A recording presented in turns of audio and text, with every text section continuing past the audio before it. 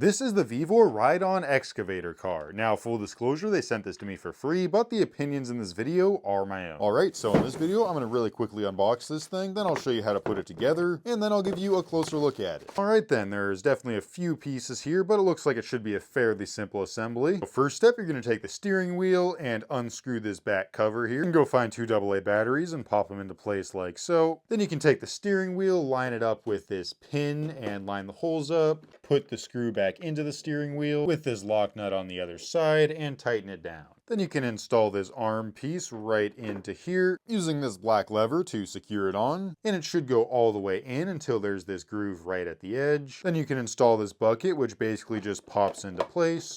Then take the wheels, slide them onto the metal pins, put a washer and a cotter pin on, and then pop on the hubcap. The back wheels are pretty similar, but they have a single metal rod and some yellow spacers that you're going to add in, and it slides through this mounting point like this.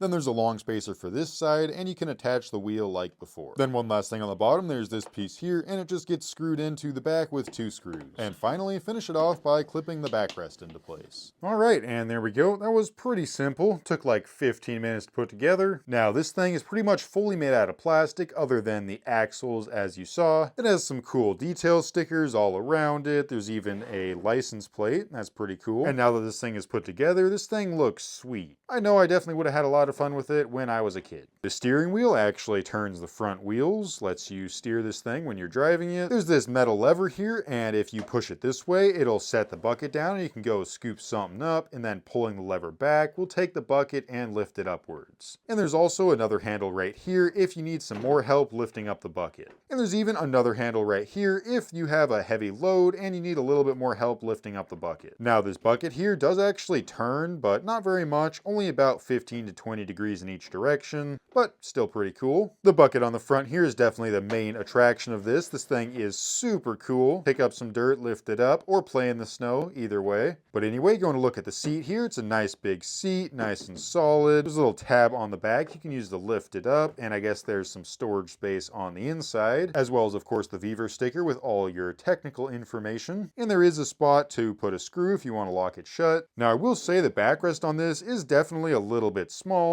but it's there. Anyway, there's also this sort of safety piece on the back that stops it from tipping back too far. And the last thing to point out here is that on the steering wheel, there's this button.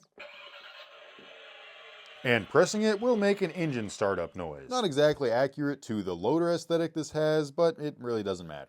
Overall, pretty solid construction. The bucket on the front is awesome. Seems like this lever makes it really easy to use. And yeah, I mean, it looks like a really fun ride-on loader. And it says it's not made for adults, but I disagree.